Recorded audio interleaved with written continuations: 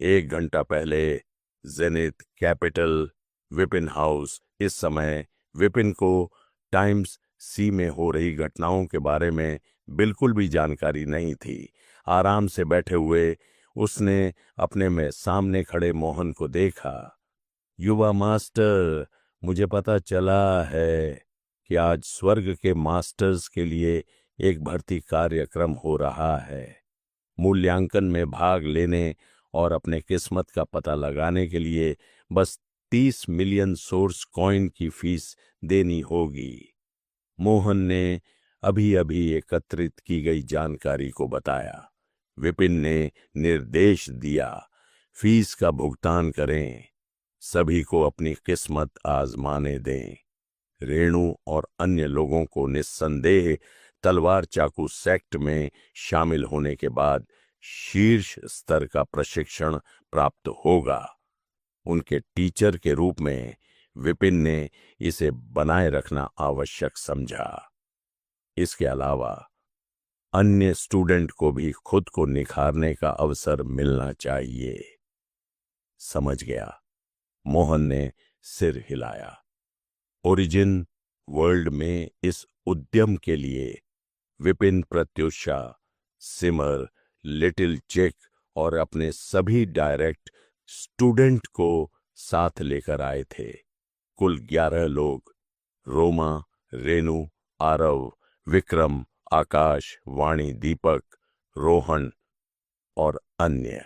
मुझे भी शामिल कर लीजिए, मैं भी इसमें शामिल होना चाहता हूं, विपिन ने मुस्कुराते हुए कहा। 30 मिलियन सोर्स कॉइन उसके लिए कोई खास खर्च नहीं था। यह डेस्टिनी मास्टर असेसमेंट प्रक्रिया से खुद को परिचित करने का एक शानदार मौका भी था।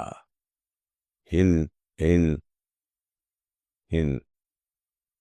जैसे ही मोहन जाने वाला था, नाशक देव, जो कर्तव्य निष्ठा से चाय और पानी परोस रहा था, उसके पास आया।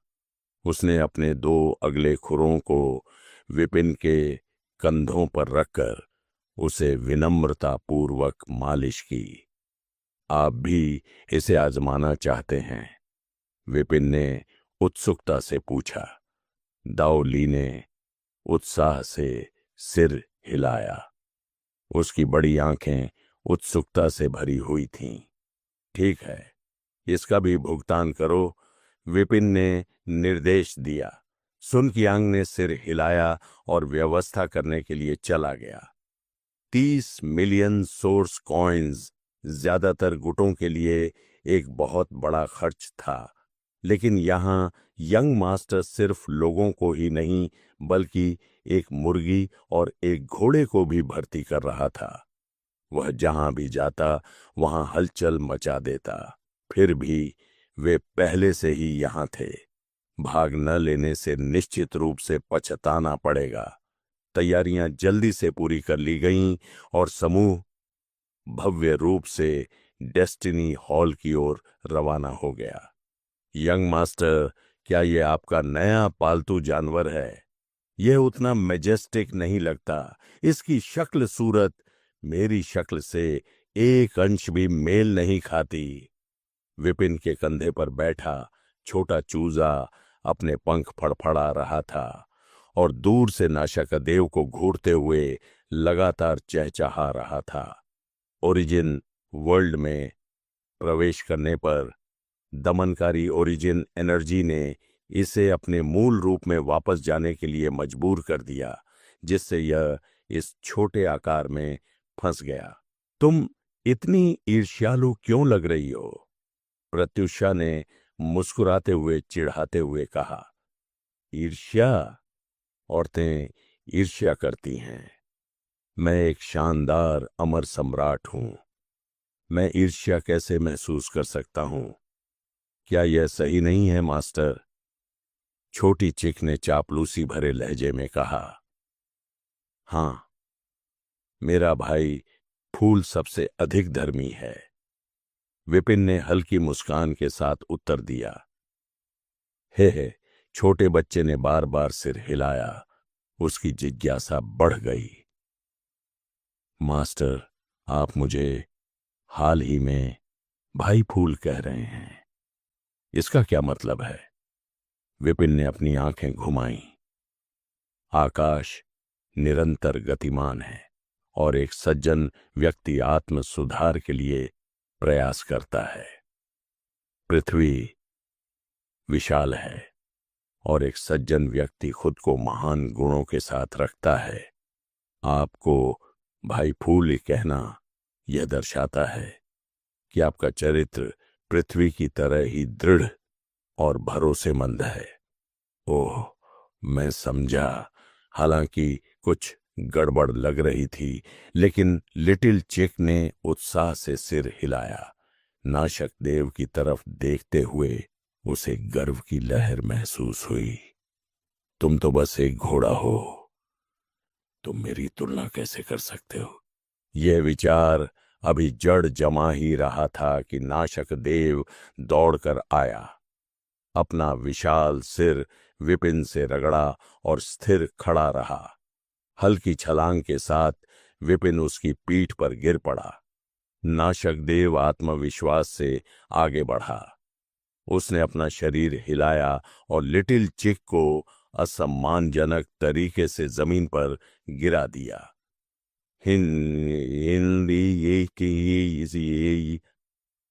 हिन खौशी से सूंघते हुए नाशक देव आगे बढ़ गया। छोटी चिड़िया को उसका ताना मारने वाला संदेश समझ में आ गया। क्या तुम घमंडी नहीं हो, लेकिन मुझ पर सवारी की जा सकती है? आखिरकार समझ में आया। छोटा चूजा जवाब देना चाहता था कि उस पर भी सवारी की जा सकती है, लेकिन जैसे ही शब्द उसकी चोंच की नोक तक पहुंचे, वह हिचकिचाया। आखिरकार, जबकि युवा स्वामी मुर्गे की सवारी करने में सक्षम हो सकता है, ऐसा करना पूरी तरह से हास्यास्पद लगेगा। विपिन हाउस डेस्टिनी हॉल से बहुत दूर नहीं था। कुछ ही समय में वे एक ऊंची इमारत में पहुंच गए। सोर्स कॉइन का भुगतान करने के बाद मोहन टोकन के एक बड़े ढेर के साथ लौटा। प्रत्येक प्रतिभागी को एक वितरित किया। नाशक देव और लिटिल चिक के लिए टोकन उनके गले में लटका दिए गए। वे भीड़ का पीछा करते हुए विशाल हॉल में पहुंचे, जहां बातचीत का कोलाहल वातावरण में व्याप्त था। मैंने सुना है कि क्लाउड वैली सिटी का प्रतिभाशाली व्यक्ति हरियक 33 आज मूल्यांकन के लिए यहाँ है। मैंने भी यही सुना है। यह हरियक 33 पिछले 30 सालों में जेनिथ किंगडम का सबसे प्रतिभाशाली व्यक्ति है।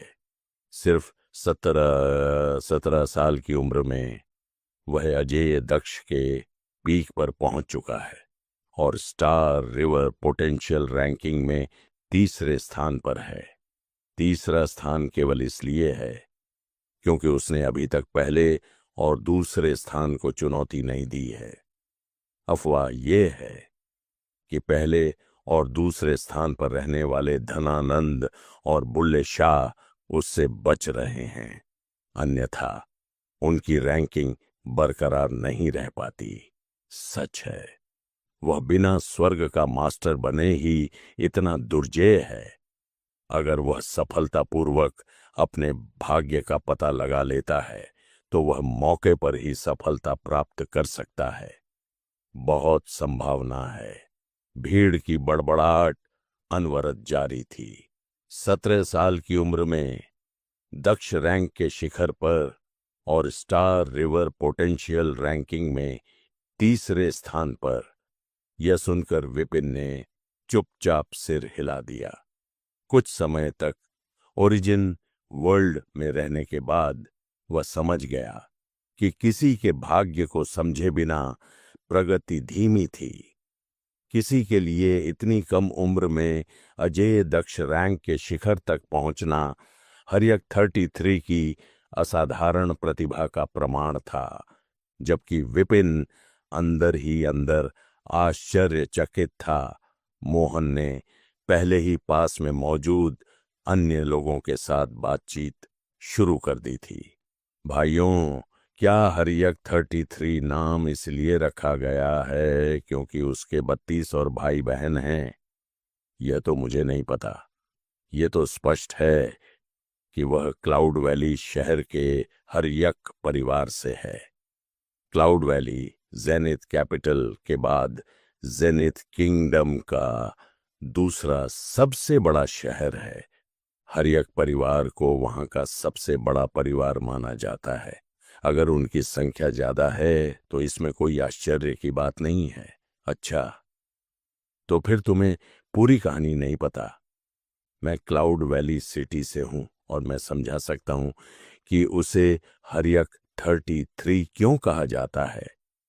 एक युवक ने मुस्कुराते हुए बीच में कहा, हरियक 33 का असली नाम अजातशत्रु था। 8 साल पहले एक पारिवारिक प्रतियोगिता के दौरान वह 33वें स्थान पर था। अपमानित महसूस करते हुए उसने अपमान को याद करने के लिए अपना नाम बदल लिया। तब से वह हर प्रतियोगिता में प्रथम स्थान प्राप्त करता रहा है। तो 8 साल पहले वह केवल 9 साल का था? विपिन ने उत्सुकता से पूछा। युवक ने आगे कहा, बिल्कुल। उस समय उसे अभी भी अपने भाग्य को समझना बाकी था। उसका लक्ष्य हमेशा यह साबित करना रहा है कि वह भाग्य पर भरोसा किए बिना महानता प्राप्त कर सकता है। अन्यथा हरियक परिवार के प्रभाव को देखते हुए वह अब तक स्वर्ग का मास्टर कैसे नहीं बन सकता था। विपिन ने एहसास में सिर हिलाया। नियति को समझने से साधना में तेजी आती है, लेकिन ऐसा कोई सबूत नहीं था जो यह सुझाव दे कि इसे टालने से बड़ी उपलब्धियां मिलती हैं। हरियक 33 की परिस्थितियों के बारे में उसका पहले का भ्रम अब दूर हो गया था। जब वे बातचीत कर रहे थे तो भीड़ में अचानक उत्साह फैल गया। एक आवाज सुनाई दी, हरियक 33 आ गया है। विपिन ने तेजी से मुड़कर देखा तो एक युवक हॉल में तेजी से घुस रहा था। नीले रंग के कपड़े पहने, तीखे चेहरे, ऊंची नाक और चुनौती भरे अंदाज के साथ वह खड़ा था। उसकी मौजूदगी से ही एक स्पष्ट दबाव पैदा हो गया, जिससे उसके आसपास के लोग रास्ता बनाने को मजबूर हो गए। आचरण की दृष्टि से वह निस्संदेह प्रभावशाली थे। मूल्यांकन में भाग लेने वाले ज्यादातर प्रतिभागी नए लोग थे जो अभी अभी ओरिजिन कोर के 8वें स्तर भीम रैंक तक पहुंचे थे। हरियक 33 की साधना उनमें से सबसे अलग थी। हॉल के मध्य में रुककर हरियक 33 ने कमरे का निरीक्षण किया और फिर शांत लेकिन आदेशात्मक स्वर में बोले, धनानंद, बुल्ले शाह, मैंने कल एक चुनौती पत्र जारी किया था। मैं आज तुम दोनों से द्वंद्व युद्ध करने आया हूं। क्या तुम लोग मौजूद हो? एक चुनौती पत्र। वह स्टार रिवर पोटेंशियल रैंकिंग में पहले और दूसरे स्थान पर रहने वाले प्रतिभाशाली लोगों को एक साथ चुनौती दे रहा है। अब मैं समझ गया। हरियक 33 को यह अनुमान लगाना चाहिए कि अपनी नियति को खोजने से वह स्टार रिवर लेवल में प्रवेश कर जाएगा। उस समय वह रैंकिंग के लिए योग्य नहीं रह जाएगा। वह शीर्ष स्थान के लिए चुनौती देने के लिए इस आखिरी अवसर का लाभ उठा रहा है।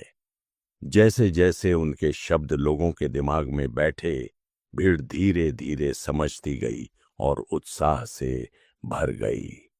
स्टार रिवर पोटेंशियल रैंकिंग शहर में युवा प्रतिभाओं के लिए सबसे प्रतिष्ठित सूची थी और हरियक 33 जो पहले से ही तीसरे स्थान पर था, स्पष्ट रूप से शीर्ष पर पहुंचने का लक्ष्य बना रहा था अपनी सफलता से पहले। प्रश्न ये है कि क्या अन्य दो चुनौती स्वीकार करेंगे? यह समझते हुए कि दांव पर क्या था, दर्शकों ने उत्सुकता से हॉल को देखा। प्रतिभाशाली लोगों के बीच ऐसी लड़ाई देखना एक दुर्लभ अनुभव होगा। मुझे संदेह है कि वे आएंगे। अगर वे आज के लिए उससे बच सकते हैं तो हर्यक 33 की सफलता उसे रैंकिंग से अयोग्य घोषित कर देगी। किसी ने अनुमान लगाया। इससे पहले कि यह टिप्पणी शांत होती, एक तेज आवाज गूंजी, हर्यक 33, मैं आपकी ताकत को स्वीकार करता हूं, लेकिन इस भीड़ के सामने हम दोनों को एक साथ चुनौती देना, क्या यह थोड़ा अति आत्मविश्वास नहीं है? एक हट्टा कट्टा युवक सामने आया। उसका नाम धनानंद था, जो स्टार रिवर पोटेंशियल रैंकिंग में पहले स्थान पर था। महत्वाकांक्षा सराहनीय है, लेकिन अत्यधिक अहंकार बर्बादी की ओर ले जाता है। शायद आप क्लाउड वैली सिटी में एक विलक्षण प्रतिभा हैं, लेकिन यहां जुई सिटी में आपकी छत छत तक भी नहीं पहुंच सकती है। फोल्डिंग पंखा पकड़े एक सुसंस्कृत युवा ने कहा। यह बुल्ले शाह था, जो दूसरे स्थान पर था। बुल्ले शाह की लोकप्रियता स्पष्ट रूप से धनानंद से अधिक थी, क्योंकि उनके आगमन पर भीड़ में मौजूद कई युवतियों ने उत्साहपूर्वक जयकारे लगाए। वह ध्यान आकर्षित करने के हकदार थे। असाधारण प्रतिभा, प्रभावशाली ताकत और आकर्षक उपस्थिति के साथ उनका करिश्मा निर्विवाद था। भाई बुल्ले शाह, तुम भी यहां हो। धनानंद ने हल्की मुस्कान के साथ अभिवादन किया।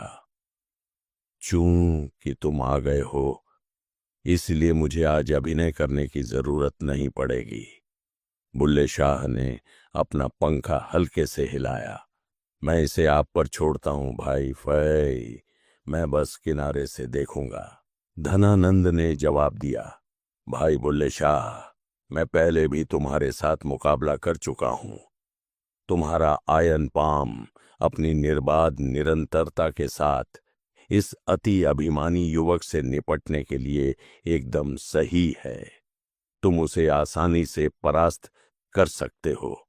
बुल्ले शाह ने भौहें सिकोड़ी। भाई धनानंद, आपकी नक्षत्र मुहर भी उतनी ही उल्लेखनीय है।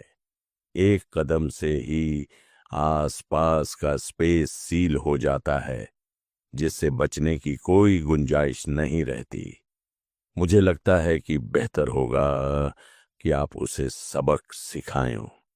बस तुम दोनों एक साथ मेरे पास आ सकते हो। हर्यक 33 ने हल्की भौहें सिकोड़ते हुए बीच में कहा। मेरे पास पूरा दिन नहीं है। इतना घमंडी!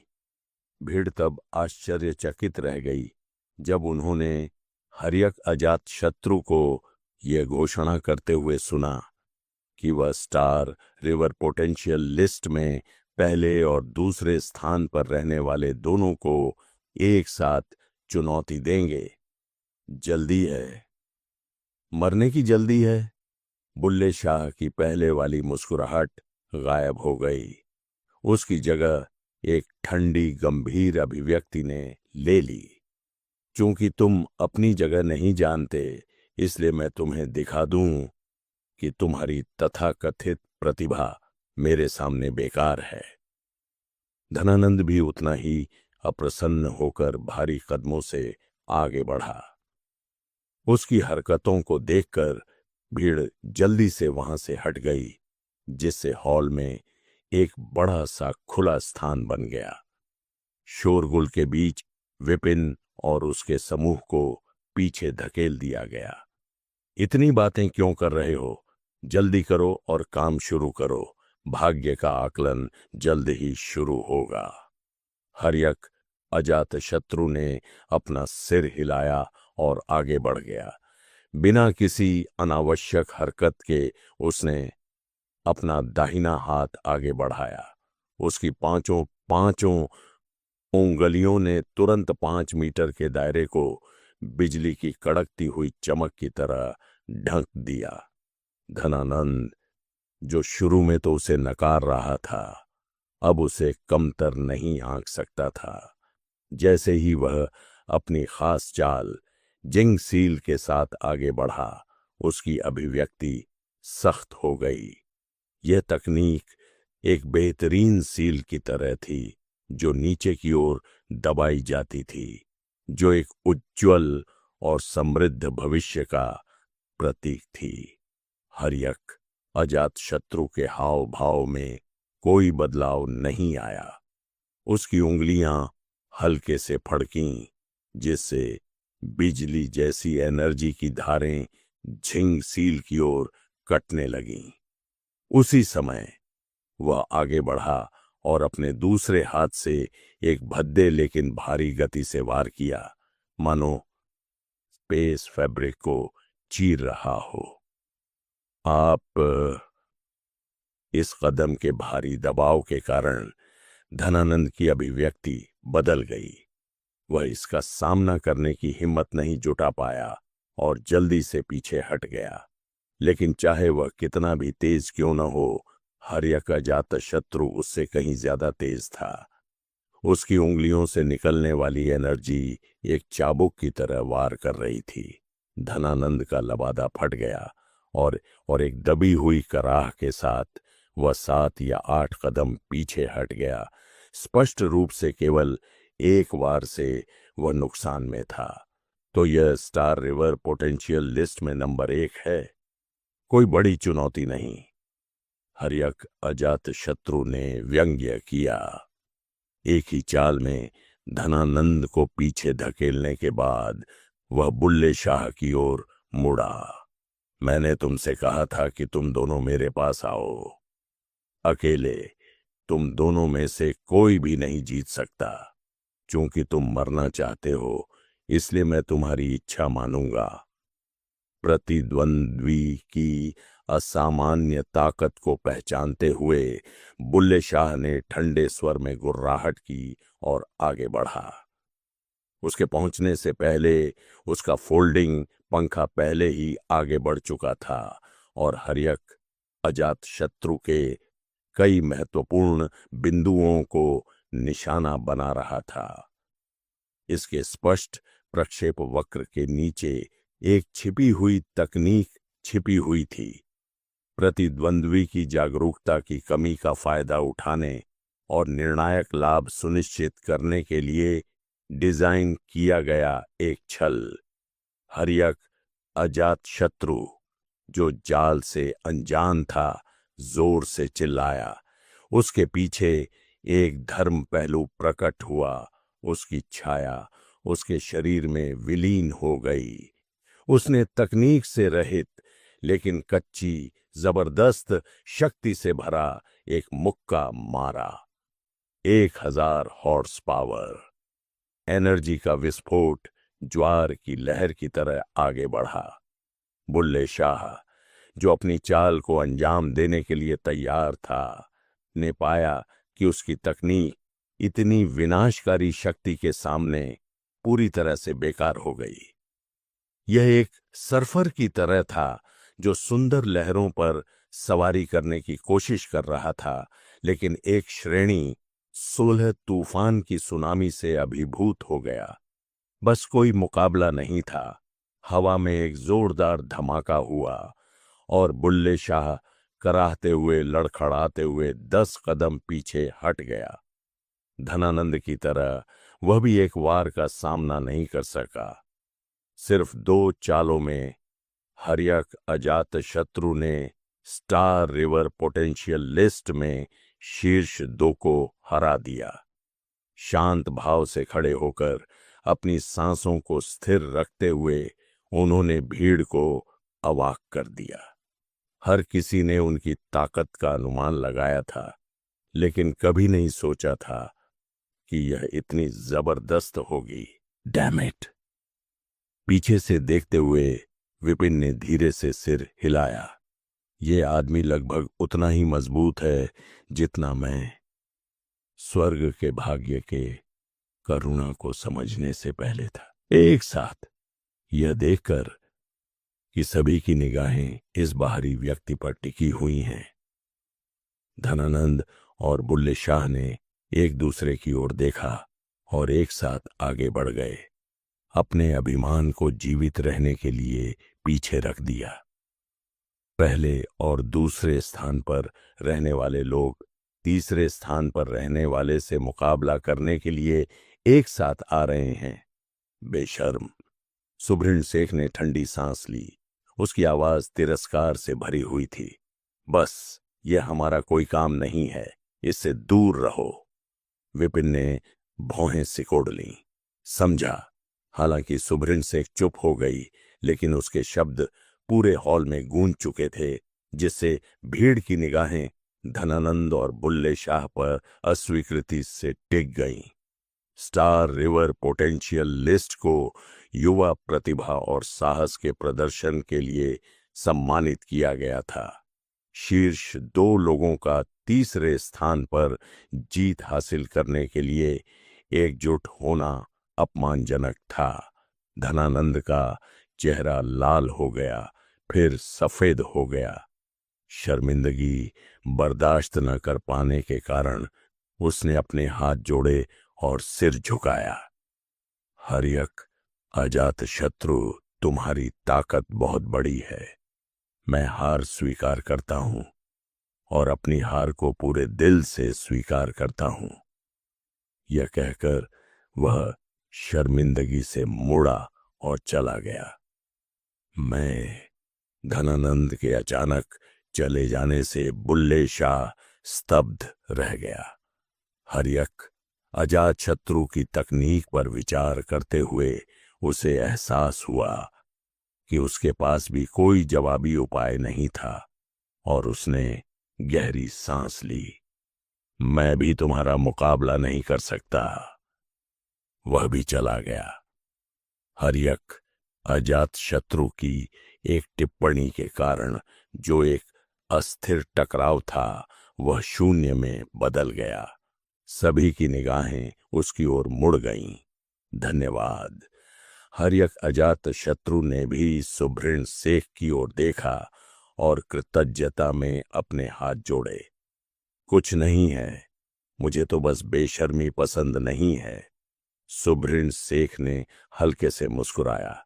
मास्टर शेख की वंशज होने के नाते उसे असाधारण प्रतिभा और न्याय की मजबूत भावना के साथ पाला गया था और ऐसा व्यवहार उसके सिद्धांतों के विपरीत था।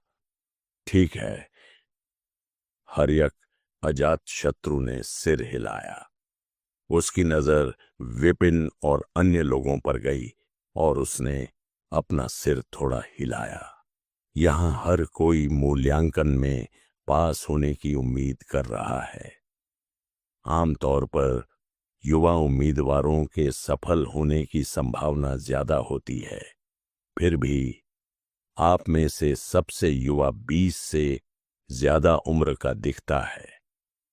आपकी प्रतिभा खराब नहीं है, लेकिन मेरी तुलना में यह एक दुनिया से अलग है। एक पल सोचने के बाद वह सुब्रह्मण्य शेख की ओर मुड़ा। तुमने आज मेरी मदद की। अगर मैं तुम्हारा बदला नहीं चुकाऊंगा तो मुझे बेचैनी होगी। स्वर्ग के भाग्य एनर्जी ज्वार के दौरान मेरे पीछे रहो। मैं तुम्हें बदले में एक उपयुक्त भाग्य खोजने में मदद करूंगा। कोई जरूरत नहीं, मैं अपने टीचर के साथ रहूंगी, वह हमारी रक्षा करेंगे। सुब्रह्मण्य शेख ने सिर हिलाते हुए जवाब दिया। टीचर? हर्यक अजात शत्रु ने समूह की ओर देखा। वह हैरान थे। उन्हें वह व्यक्ति नहीं मिल रहा था जो इस भूमिका के लिए उपयुक्त हो। मैं उसका टीचर हूं, विपिन ने मुस्कुराते हुए कहा। आप? हर्यक अजातशत्रु ने अपने सामने शांत युवक का अध्ययन किया। हालांकि विपिन की साधना अस्पष्ट थी, लेकिन उसके धैर्य और व्यवहार से छिपी हुई गहराई का संकेत मिलता था। हर्यक अजातशत्रु ने बिना कोई टिप्पणी किए सिर हिला दिया। उस समय एक बुजुर्ग हॉल में आया। उसकी आवाज ऊंची और स्पष्ट थी। डेस्टिनी असेसमेंट अब शुरू होता है। 10 के समूह स्वर्ग के दिव्य ऊर्जा ज्वार को सहने और बपतिस्मा प्राप्त करने के लिए प्रवेश करेंगे। हर किसी का अपना भाग्य होता है। सफलता के लिए अपने लिए सबसे उपयुक्त को पकड़ो। ज्वार कक्ष के बाहर पत्थर की पट्टी का परिणाम प्रदर्शित करेगी। यदि आपका नाम लाल रंग में चमकता है तो इसका मतलब है कि आप सफल हुए हैं, अन्यथा यह दिखाई नहीं देगा। एनर्जी ज्वार के दौरान मानसिक दबाव बहुत अधिक होता है। यदि आप कर सकते हैं तो दृढ़ रहें, लेकिन यदि आप नहीं कर सकते हैं तो दीर्घकालिक नुकसान से बचने के लिए तुरंत चले जाएं। हाँ, भीड़ ने एक स्वर में प्रतिक्रिया दी। विपिन ने इस प्रक्रिया का पहले से अध्ययन कर लिया था और अपने समूह को इसकी जानकारी दी थी, जिस पर सभी ने सहमति में सिर हिलाया। आइए शुरू करें। पहला समूह, जैसे ही मैं आपका नाम पुकारूं, आगे बढ़ें। सुषमा, स्वराज, अधीरा 10 लोग कक्ष में चले गए, जिनकी उम्र 20 से 30 के बीच थी। कुछ समय बाद बाहर लगी पत्थर की पट्टिका से लाल रंग की चमक निकली, जिसमें एक नाम दिखाई दिया, अधीरा। जब समूह बाहर निकला तो सभी 10 लोग पीले और थके हुए दिखाई दिए। केवल एक ही सफल हुआ था। 10 में से एक सफलता। विपिन को थोड़ा आश्चर्य हुआ। उसे पता था कि स्वर्ग का मास्टर बनना चुनौतीपूर्ण था, लेकिन उसने उम्मीद नहीं की थी कि संभावनाएं इतनी कम होंगी। इसके बाद 3 और समूह बने और सिर्फ 2 और सफल हुए, जिससे यह संख्या 40 में से 3 हो गई। 10% से भी कम। ये सर्वश्रेष्ठ में से चुने गए कुलीन वर्ग थे, फिर भी सफलता मायावी बनी रही। अगला समूह हर्यक, अजातशत्रु, आकाश राज। बुजुर्ग ने नाम पढ़े जब तक कि उनका स्वर उलझन में नहीं पड़ गया। पीली चिक, नाशक देव, सुभृण शेख। ये नाम अजीब थे, विशेषकर नाशक देव और पीली चिक, जो मजाक जैसे लग रहे थे। उसकी उलझन और भी बढ़ गई जब एक छोटा पीला चूजा भीड़ में से बाहर निकला। उसके पंख मुड़े हुए थे और छाती गुस्से से फूली हुई थी। उसके गले में एक टोकन लटक रहा था। आप पीली चिक हैं? बुजुर्ग ने आश्चर्यचकित होकर अपनी आंखें मलीं। जैसे ही वह बोलने वाला था, कोने में खड़े एक घोड़े ने हिनहिनाया और अपने गले में एक ऐसा ही चिन्ह दिखाया। आप भी मूल्यांकन के लिए यहां आए हैं? बुजुर्ग व्यक्ति पूरी तरह से अचंभित रह गया। बुजुर्ग का आश्चर्य तब स्पष्ट था जब उसने छोटे पीले चूजे और घोड़े के बीच नजर डाली। कमरे में अचानक सन्नाटा छा गया। सभी लोग हक्का बक्का रह गए थे, लेकिन यह खामोशी ज्यादा देर तक नहीं टिक सकी। कुछ ही पलों में पूरा हॉल जोरदार हंसी और ठहाकों से गूंज उठा। मुर्गी और घोड़ा, क्या ये कोई मजाक है? ये लोग क्या सोचते हैं कि ये दोनों असेसमेंट में सफल हो सकते हैं और स्वर्ग का मास्टर बन सकते हैं? जिसने भी ये विचार सुझाया उसकी अक्ल पर वाकई तरस आता है। इस मजाक पर मैं 3 साल तक हंसूंगा। 3 साल? मैं तो 10 साल तक हंसता रहूंगा। भीड़ की हंसी और फुसफुसाहट पूरे हॉल में गूंज रही थी। यह सुनकर सामने बैठे एल्डर की भौहें तन गईं। उन्होंने गंभीर निगाहों से पूरे हॉल को घूरा। इन्हें यहां कौन लाया है? उनकी भारी आवाज गूंज उठी।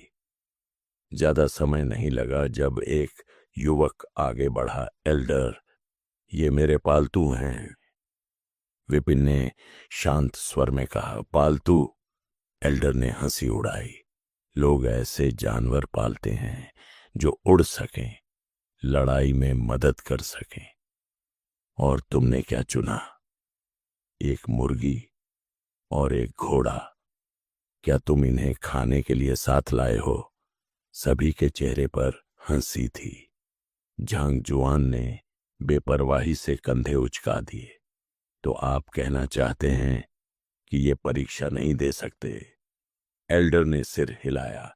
परीक्षा देने से कोई रोक नहीं रहा, लेकिन ये पूरी तरह से पैसे की बर्बादी होगी।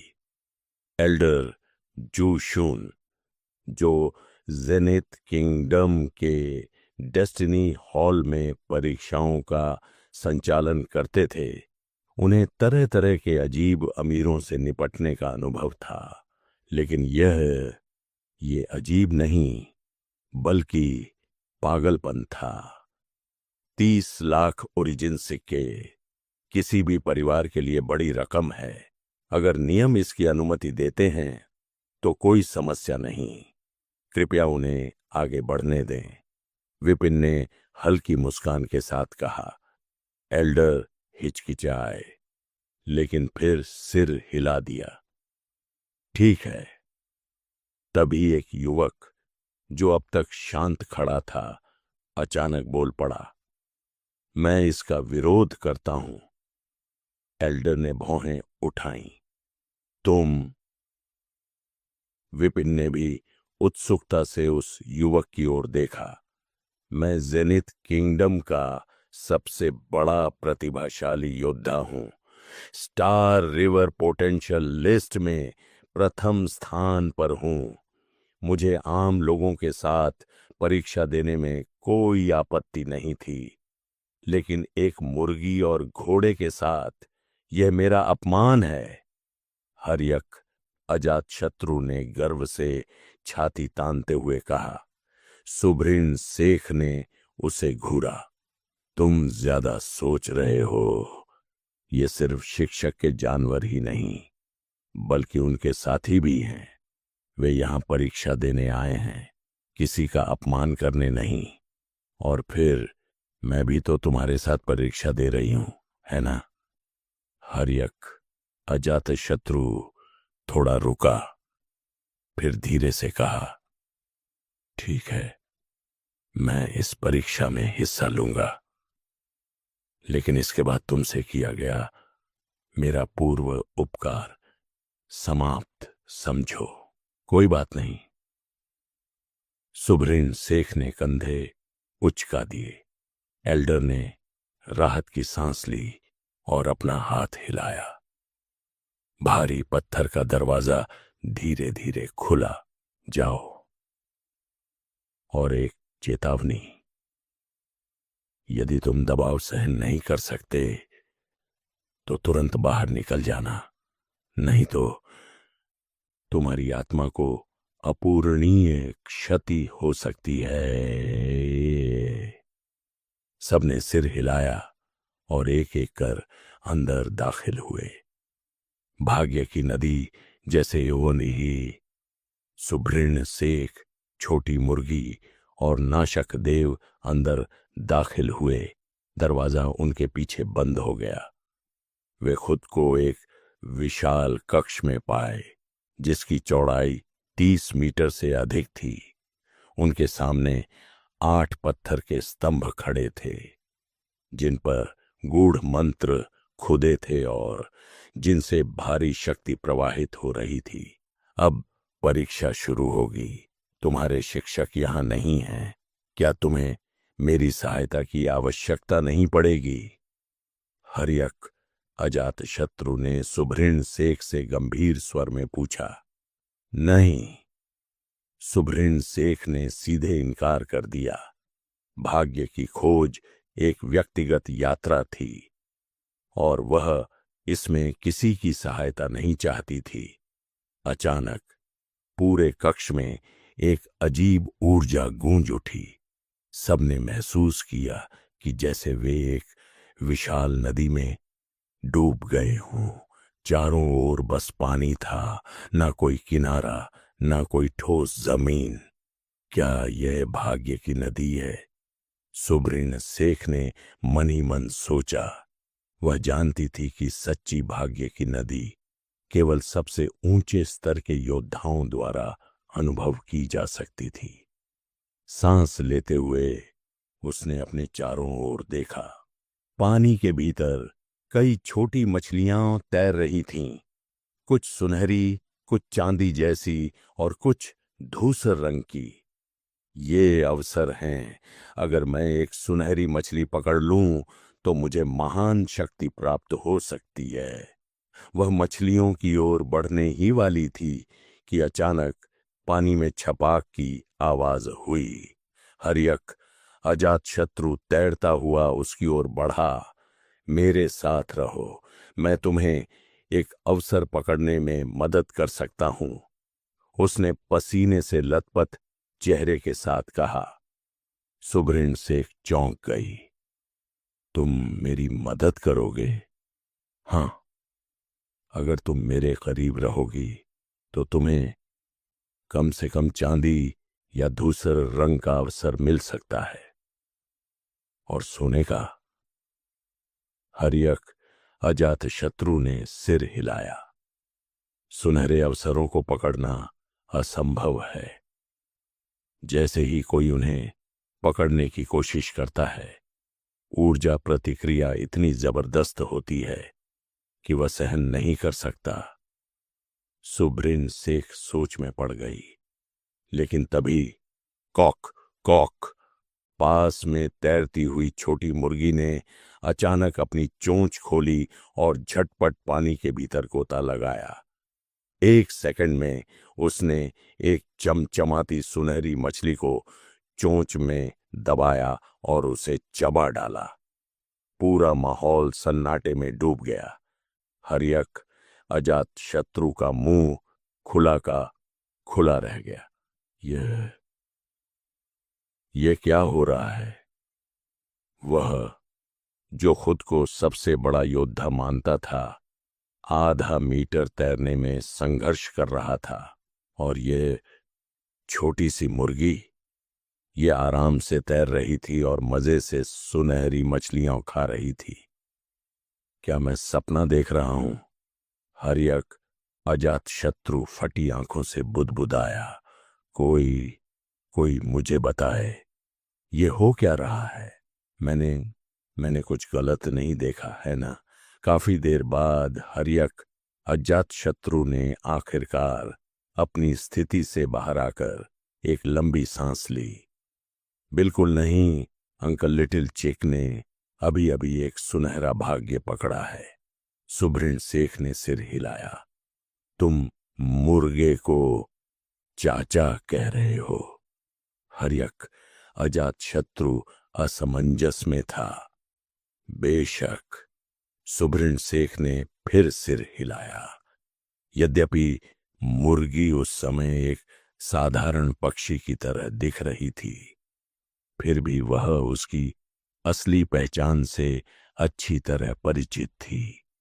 आकाश के अमर सम्राट, उनके शिक्षक के आत्मिक पालतू, सम्मान से कम किसी चीज के हकदार नहीं थे। इसका भाग्य अविश्वसनीय है। यह स्वर्ग की दिव्य ऊर्जा से प्रभावित हुए बिना एक सुनहरा भाग्य प्राप्त करने में कामयाब रहा। भविष्य में यह जो भाग्य प्राप्त कर सकता है वह निश्चित रूप से असाधारण होगा।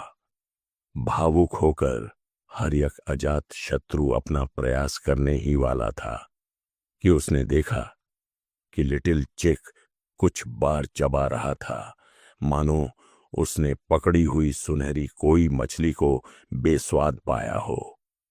उसने वहीं थूक दिया। हर्यक अजात शत्रु की दृष्टि काली पड़ गई। यह एक सुनहरा खजाना था। ज्यादातर लोग भाग्यशाली होते हैं कि उन्हें जीवन में एक बार इसे हथियाने का मौका मिलता है और इसने इसे उगल दिया। ये कितनी बेवकूफी हो सकती है। जितना ज्यादा वह इस बारे में सोचता उतना ही ज्यादा गुस्सा आता। वह लगभग मौके पर ही फट पड़ा। एक युवा और जोशीले व्यक्ति के रूप में इस तरह की बर्बादी को देखकर उसे सबसे ज्यादा गुस्सा आता था। इससे पहले कि वह अपनी भड़ास निकाल पाता, लिटिल चिक ने एक बार फिर अपना सिर नदी में डाला और एक और सुनहरी कोई मछली बाहर निकाल ली। हर्यक अजात शत्रु के सिर पर प्रश्न चिन्हों की संख्या कई गुना बढ़ गई। इसने अभी एक थूका था और अब इसने दूसरा पकड़ लिया। स्वर्णिम भाग्य को पकड़ना कब से इतना आसान हो गया? क्या यह हो सकता है कि जेनिथ किंगडम में जो हैं उन्हें पकड़ना आसान है? शुरुआती झटके के बाद उसके दिमाग में एक नया विचार आया। एक सुनहरी कोई को पकड़कर हर्यक अजात शत्रु आगे बढ़ा। छप छप छप सुनहरा कोई उछला और अपनी पूंछ उसके चेहरे पर 7 या 8 बार मारी, फिर वापस नदी में कूद गया। उसका चेहरा सूज गया। हर्यक अजात शत्रु को चक्कर आने लगा। जाहिर है आखिरकार उसे पकड़ना आसान नहीं था। क्या ऐसा हो सकता है कि उसने जो मछली पकड़ी थी वह ज्यादा मजबूत थी? उच्च स्तरीय संपत्ति अर्जित करना अलग अलग स्तरों पर मुश्किल था। 1 अरब कमाना और 1 खरब कमाना, स्पष्ट रूप से खरब कमाना बहुत कठिन था। अभी भी उलझन में रहते हुए उसने देखा कि लिटिल चिक ने एक बार फिर से गोल्डन कोई को बेस्वाद पाया और उसे थूक दिया। फिर जैसे कि कुछ हुआ ही ना हो, उसने अपना सिर वापस पानी में डुबोया और उसी कोई को जकड़ लिया जिसने अभी अभी हर्यक अजात शत्रु को थप्पड़ मारा था। हर्यक अजात शत्रु का चेहरा पूरी तरह लाल हो गया। इस क्षण उसे अंततः समझ में आया, बात यह नहीं थी कि मछली पकड़ना आसान था। बात यह थी कि मुर्गी बहुत ताकतवर थी। यह कितनी हास्यास्पद बात है कि वह इस पूरे समय उसे नीची नजर से देखता रहा। पता चला कि वह मुर्गे के बराबर भी नहीं था। शुक्र है कि इस अपमानजनक स्थिति में मेरा साथ देने के लिए मेरे पास अभी भी एक घोड़ा है। उसने राहत की सांस ली। मुर्गे से कमतर होना अपमानजनक था, लेकिन कम से कम वह सबसे नीचे तो नहीं था। उसने सोचा और राजसी घोड़े की ओर देखा। फिर वह वहीं जम गया। वह घोड़ा जिसे उसने भी नीचे देखा था, नदी में आराम से तैर रहा था। अपने खुरों से पानी को नोचते हुए उसने एक बड़े सुनहरे कोई को पकड़ लिया था, जो व्यर्थ में छटपटा रहा था, भागने में असमर्थ था। हर्यक अजात शत्रु ने अपनी आंखें जोर से रगड़ी, यह पुष्टि करते हुए कि उसने गलत नहीं देखा था। उसका मुंह फड़क उठा और उसे रोने की इच्छा हुई। यह तो बिल्कुल बेतुकी बात थी। वह न केवल मुर्गे से कमतर था, बल्कि अब तो घोड़ा भी उससे बेहतर था। उनके साथ क्या है, क्या हो रहा है? वह सुभृण शेख से पूछे बिना नहीं रह सका। मुझे यकीन नहीं है, शायद वे सिर्फ किस्मत वाले हैं। सुभृण शेख ने कंधे उचका दिए। वैसे भी चूंकि समय सीमा है, इसलिए मैं और समय बर्बाद नहीं करूंगी।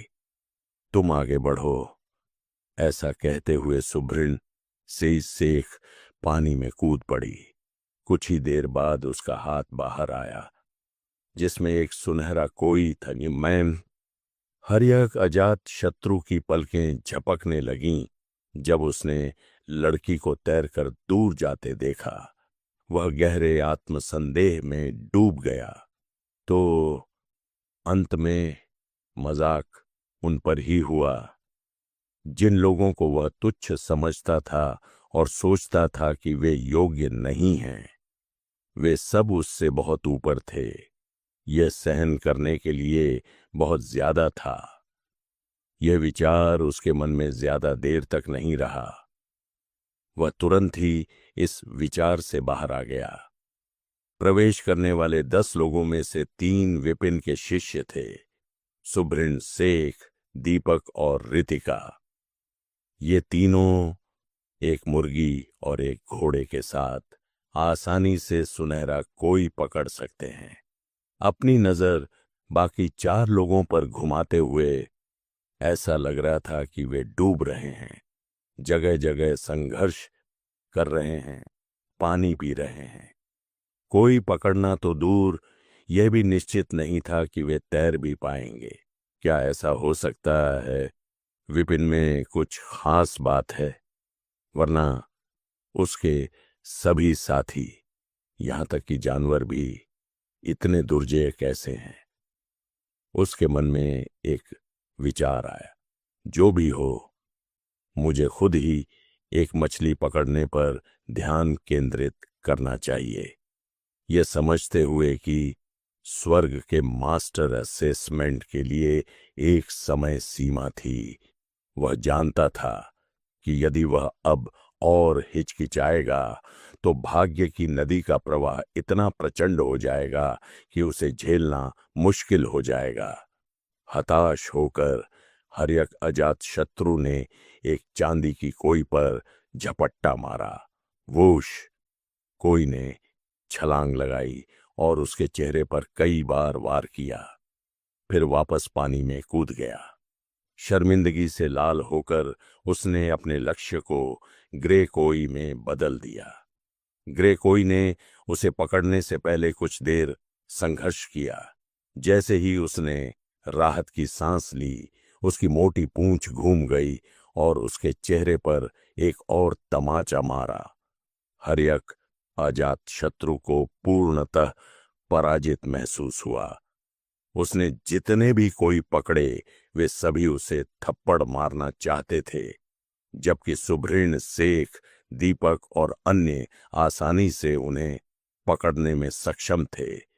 यह बहुत अनुचित था। यहां उसकी हताशा के बीच एक धीमी आवाज में बोला। अपना सिर घुमाकर उसने देखा कि सुभृण शेख उसे एक सुनहरा कोई थमा रही है। मेरे लिए हर्यक अजात शत्रु को इस पर विश्वास नहीं हुआ। बेशक आप एक को पकड़ने के लिए संघर्ष कर रहे हैं, इसलिए मैं आपको एक दे रही हूं। सुभृण शेख मुस्कुराया। कई बार उसके द्वारा याद दिलाए जाने पर वह स्वाभाविक रूप से उसका उपकार चुकाना चाहती थी। तुम्हारा क्या? क्या तुम्हें इसकी जरूरत नहीं पड़ेगी? हर्यक अजात शत्रु यह जानते हुए कि ऐसा अवसर कितना महत्वपूर्ण था, पूछे बिना नहीं रह सका। मैं अभी एक और पकड़ लूंगी। यह कहते हुए सुभृण शेख वापस पानी में कूद पड़ी। कुछ ही देर बाद वह एक और भी बड़ी सुनहरी कोई को पकड़े हुए पानी की सतह पर आ गई। हर्यक अजातशत्रु: ठीक है, अब और कुछ नहीं। जितना ज्यादा वह बोलता गया, ये उतना ही शर्मनाक होता गया। कमरे के अंदर, जबकि हर कोई सुनहरी कोई पकड़ने में व्यस्त था, बाहर भीड़ भी उतनी ही उत्सुक थी, लगातार बकबक कर रही थी। क्या आपको लगता है कि इस बार कोई सफल होगा? बेशक, हर एक अजातशत्रु को स्टार रिवर पोटेंशियल लिस्ट में पहला स्थान दिया गया है। यह स्पष्ट है कि वह पहले स्थान पर होगा। बिल्कुल, अपनी प्रतिभा के साथ वह न केवल सफल होगा, बल्कि मुझे यकीन है कि वह चमकदार लाल रोशनी के साथ स्टील को चमका देगा। मुझे भी ऐसा ही लगता है। बाकी लोगों के बारे में तो कहना मुश्किल है, खास तौर पर मुर्गी और घोड़े के बारे में। वे तो बस हंसी मजाक के लिए ही यहां आए हैं। जैसे ही सभी लोग विपिन की ओर मुड़े, उनकी उपहासपूर्ण आवाजें तेज हो गईं और वे उसे आज का मूर्ख मानने लगे। यहां तक कि एल्डर भी आहें भरने से खुद को नहीं रोक पाए। हर एक अजातशत्रु के समान मूल्यांकन में होने के कारण ये लोग वास्तव में भाग्यशाली नहीं हैं। एल्डर, आपका क्या मतलब है? एक युवक जो एल्डर को जानता था ने उत्सुकता से पूछा। एल्डर ने समझाया, स्वर्ग के दिव्य ऊर्जा ज्वार में अवसर होते हैं। एक बार पकड़े जाने पर ये किसी को अपना भाग्य खोजने और स्वर्ग का मास्टर बनने की अनुमति देते हैं। यह बहुत आम ज्ञान है, लेकिन जो बात ज्यादातर लोग नहीं जानते हैं वह यह है कि उच्च प्रतिभा वाले लोगों में इन अवसरों के प्रति अधिक आकर्षण होता है। दूसरे शब्दों में, वही भाग्य स्वाभाविक रूप से उच्च प्रतिभा वाले किसी व्यक्ति की ओर आकर्षित होगा। हर एक अजातशत्रु की उत्कृष्ट योग्यता के साथ उसी समूह के अन्य लोगों को सफल होना बहुत कठिन लगेगा। इस मूल्यांकन को मछली पकड़ने के रूप में सोचें। आपकी प्रतिभा जितनी अधिक होगी, आपका चारा उतना ही अधिक आकर्षक होगा। सभी मछलियां स्वाभाविक रूप से आपकी ओर झुंड बनाकर आएंगी। यदि एक क्षेत्र में भीड़ है, तो अन्य क्षेत्र विरल हो जाएंगे। जो लोग कम मछलियां पकड़ सकते थे, वे इस बार खाली हाथ लौट सकते हैं। अब मैं समझ गया। विपिन ने सोच विचार कर सिर हिलाया। ऐसा लग रहा था कि बाद में जब वह और उसके शिष्य प्रवेश करेंगे तो उन्हें सावधान रहना होगा। अन्यथा अगर वह सभी अवसरों को आकर्षित कर लेता है, तो उसके शिष्यों को कोई भी अवसर पाने में संघर्ष करना पड़ सकता है, जिससे उनके लिए स्वर्ग का मास्टर बनना असंभव हो जाएगा। जब वह सोच रहा था, भीड़ का शोर बढ़ता गया। प्रतिभागियों को पत्थर के गेट में प्रवेश किए हुए काफी समय बीत चुका था। परिणाम किसी भी समय सामने आने चाहिए। एक धीमी सी गुंजन के साथ अचानक ही स्तंभ से एक चमकदार लाल चमक निकली और उसकी सतह पर एक नाम उभर आया, हरियक अजातशत्रु। जैसी कि उम्मीद थी, जो नाम सामने आया वह आश्चर्यजनक नहीं था। यह हरियक अजातशत्रु था, जिसने अभी अभी 2 शक्तिशाली प्रतिद्वंद्वियों पर विजय प्राप्त की थी। लाल चमक का अर्थ था कि उसने एक महत्वपूर्ण संपत्ति अर्जित कर ली है और उसे एक ऐसा भाग्य मिल गया है जो उसके लिए पूरी तरह से अनुकूल है, जैसा कि एक प्रतिभाशाली व्यक्ति से अपेक्षा की जाती है। वह सचमुच उल्लेखनीय था। बहुत बढ़िया, बहुत बढ़िया। इस बच्चे में असीम क्षमता है। एल्डर ने संतोष में सिर हिलाया। और उस घोड़े का क्या हुआ जो तुमने भेजा था? और मुर्गे का क्या हुआ? भीड़ में से किसी ने मजाक उड़ाया। पूछने की क्या जरूरत है? किसी को भी उम्मीद नहीं थी कि वे बेकार जीव सफल होंगे। अगर कोई नाम नहीं दिखता तो यह बिल्कुल सामान्य बात है। एल्डर, आप अभी दरवाजा खोल सकते हैं। भले ही हम और इंतजार करें, लेकिन उन लोगों को कोई भाग्य नहीं मिलेगा। एल्डर ने सिर हिलाया। किस्मत या तो आपकी थी या फिर आपकी नहीं। लंबे समय तक इंतजार करने से कुछ नहीं बदलेगा। जैसे ही एल्डर पत्थर के दरवाजे को खोलने वाले थे, स्तंभ फिर से चमक उठा और लगातार 3 और नाम प्रकट हुए। सुब्रेन शेख, दीपक, रितिका। यह एल्डर दंग रह गए। क्या हर्यक, अजात शत्रु जैसे सुपर जीनियस के रहते दूसरों को संघर्ष नहीं करना चाहिए था?